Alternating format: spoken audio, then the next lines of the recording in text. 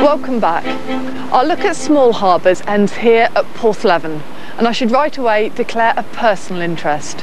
I grew up here and can remember when it was a much busier fishing port, and even then people were complaining about the state of the harbour.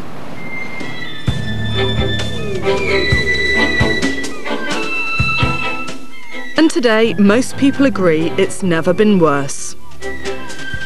Basically it is falling down. A section has fallen down and been, inverted commas, temporarily repaired. I don't know how long temporarily is supposed to go on, but that was done several years ago. It's unsightly, and it hasn't addressed the problem properly. Although assessors say the damage isn't dangerous, they estimate it could cost £200,000 to repair. Obviously these things have to be watched, because if they're allowed to get out of hand, what you end up with is something like that. And clearly that's more a concern because you've got properties behind it, and people will be concerned perhaps that if it's allowed to spread, then we have a potential threat to the foundations of the buildings. For hundreds of years, people have been putting to sea from Porthleven. In 1869, Parliament passed an Act to build an inner harbour, creating a statutory company charged with making and maintaining a harbour. This protection at the heart of the exposed southwest coast became a national asset for seagoers, and the harbour thrived. During my young childhood, I remember my grandfather bringing me down, watching boats unload various things, such as bricks, timber. It must be remembered, of course, that in those early days, road transport wasn't as effective as it is now, and most goods came around all the Cornish coast by small coasters. But yes, it was a very busy port. The 1869 Act of Parliament for Porthleven Harbour has never been repealed or revised, but successive harbour owners throughout the latter part of the 20th century have barely paid lip service to it. Not surprising really. If you want to see a copy, you have to go to the British Museum. The company built the harbour, so therefore its overwhelming function now is to maintain it, and that remains the position today. As it was in 1869. Nothing has changed. So the overwhelming obligation on the people who run the company is to maintain a harbour. Well, some of those Acts of Parliament are very relevant still, and they were there to give a long-term structure for the way that port operated, or other systems operated. All the railway lines have Acts of Parliament, for example. But if the income is not there, no Act of Parliament can protect you. It cannot procure money out of the air to provide the money to service the port itself.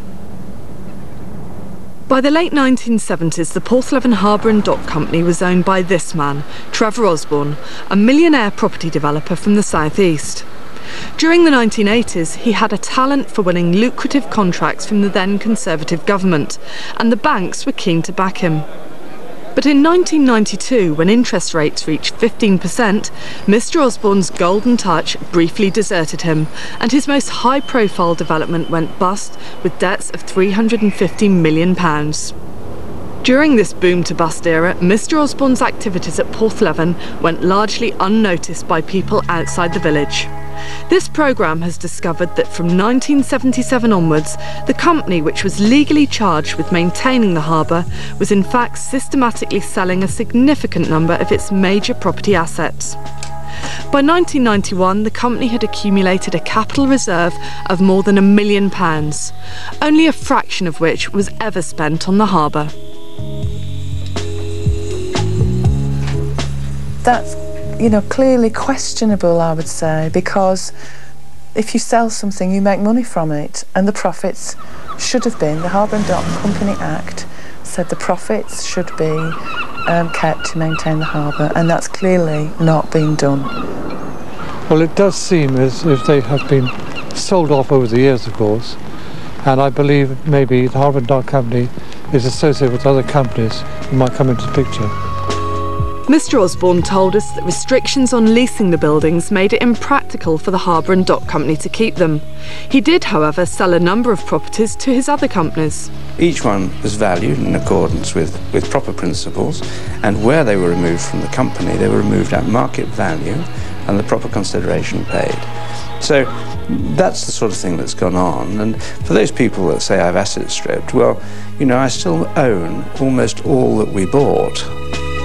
There's no doubt that Mr Osborne still has a big stake in Porthleven, with many buildings now owned by the Trevor Osborne Property Group rather than the Porthleven Harbour and Dock Company. The official company returns for the Porthleven Harbour and Dock Company show that in 1987 the company invested more than £300,000 to develop a house which Mr Osborne then bought. He said this was irrelevant to the issue of the harbour. Throughout the years that Mr Osborne has been in control of the company, on paper it's consistently operated at a loss.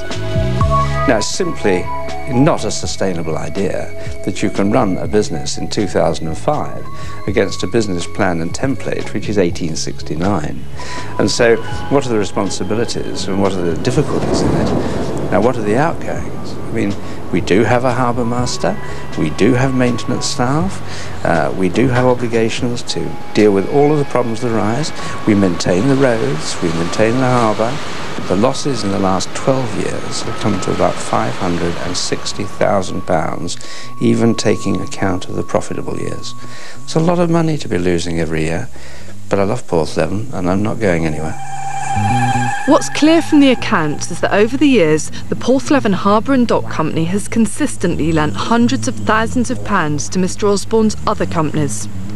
Furthermore, by 1992, just as Speyhawk's creditors were asking Mr Osborne for their £350 million, and people in Porthleven were expressing increasing concern about the state of the harbour, he used the Porthleven Harbour and Dock Company to pay his parent company and the other shareholders a £700,000 dividend. In a group of companies, and there's probably 20 or 30 companies in the group, it's natural that capital reconstructions take place. And if you think about it, one single distribution in nearly 30 years of that amount of money, it's about 20,000 a year. I can't even hire one secretary for 20,000 a year. There's no suggestion that either Mr Osborne or any of the other company directors has contravened companies law. But perhaps not surprisingly, Mr Osborne's approach to the responsibilities he still bears under the 1869 Act of Parliament has won him few friends. And ultimately, it's people that have suffered as a result. Porthleven's one of the poorest areas in the UK. And falling in Cornwall, it means that it's probably one of the poorest areas in Europe. People in Porthleven can't afford for our best asset. We can't afford for our best asset to just literally fall into the sea and be washed away. After the 1992 property crash, Trevor Osborne has bounced back to run a multi-million-pound development company, which is now the source of numerous planning applications to Carrier District Council. At one point, Mr Osborne did pledge half the money needed to mend the wall, if the local council would apply for a grant for the rest. But this would have meant using public funds to finance a private development, and that was rejected by Carrier District Council. I don't see why it would be unreasonable for me to expect that this harbour should get the same sort of grant treatment as any other harbour in the country. That's all I require, and I can accept then that a part of our reserve should be spent upon what is actually an aesthetic action. It's not health and safety, it's not affecting the running of the harbour, although it will mean another substantial loss to the Harbour and Dock Company. In the circumstances where harbour is owned privately, the public sector can't come in and bail out the private owner, and that's the bottom line. I mean, I've looked at it in all ways, and I can't see any way in which that kind of precedent can be set in Porthleven or anywhere else for that matter. So where can local people turn with their concerns over the management of the harbour when their council says it can't afford to take the necessary action? Fishermen and other harbour users haven't the means to solve the problem themselves. Over the past 20 years, 3 local councils, 2 MPs and 4 government departments have been involved in trying to resolve the matter, with no luck. Today, responsibility for harbours rests with the Department for Transport, although it tells us there's nothing it can do.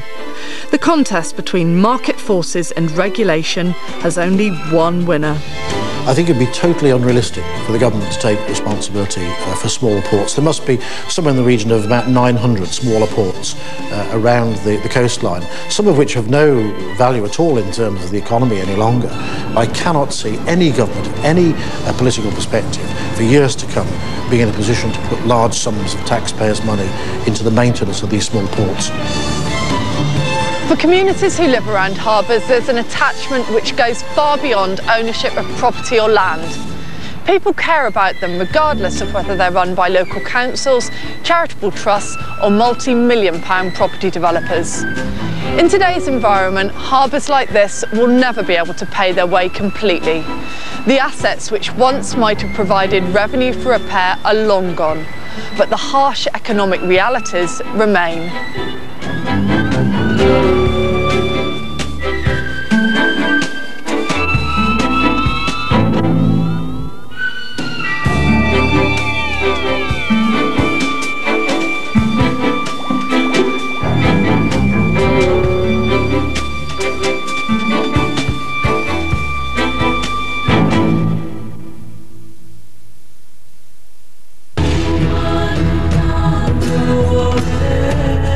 We're going to do it, aren't we? I think that's the most amazing thing I've ever seen. We've put everything we own into this place. We will overcome. Daddy's an English vet, and you're a supply teacher. You don't know anything about Africa. A brand new drama, Wild at Heart, coming soon to ITV1. We love dog showing. And it's a buzz. It's not normal not to show a dog, I don't think. 2 families are let off the leash. Music is what we listen to, music is what we dance to. This is what he's doing. No, I'm not doing, no. Welcome to my world. Brand new holiday showdown next Tuesday at 9, ITV1.